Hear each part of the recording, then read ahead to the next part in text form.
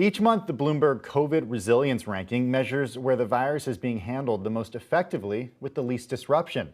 As winter descends on the northern hemisphere and vaccine rollout begins, the rankings have changed. Joining us now from Hong Kong is Bloomberg's Rachel Chang. Hey, Rachel, it's great to have you on the show today. Who's at the top of the ranking and what surprising shifts have happened over the last few weeks? So that's right. What we see at the top of the ranking is that New Zealand remains number one. New Zealand is a place that has really pretty much nailed the virus response. It's crushed local transmission. There are no local cases at all. It's ordered enough vaccines to cover 200% of the population. People are living lives that is largely pre-COVID normality. People are going for live music concerts. They're doing so gatherings, life is pretty much normal. And I think one key factor that's really been in New Zealand's favor this month is that it's in the southern hemisphere. So its winter is over. It's in summer now.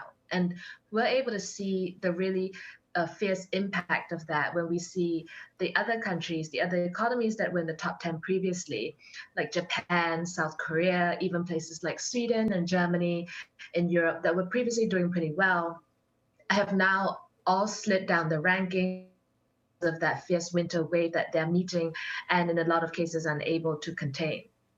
I'm wondering about some of these numbers that we're seeing here in the resiliency rankings. New Zealand just has incredible figures. So the 1 month fatality cases at the rate is at 0%. Total deaths per 1 million is at 5.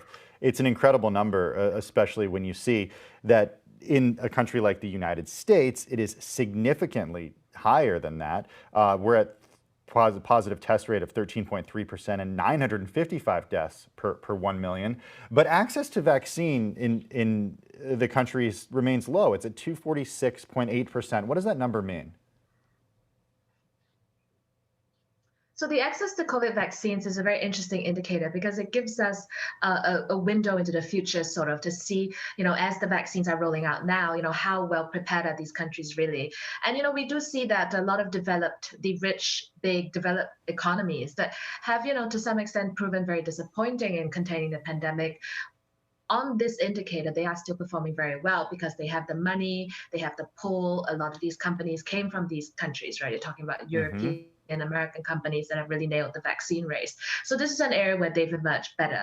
But I think what we're seeing in the UK and the US right now is that despite the fact that these are two places that authorized the mRNA vaccines first and have really started that rollout so quickly, the situation on the ground is just so devastating. I mean, you said yourself the numbers for the US. We have Rachel, we are having a lot of trouble with your connection, unfortunately, so we are going to have to leave it there. That's Bloomberg's Rachel Chang in Hong Kong. Rachel, thank you for your time. I encourage everybody to check out the resiliency tracker available on Bloomberg.com. Some absolutely fascinating numbers in there. In the United States, Sweden, and even Korea have all dropped in the rankings recently.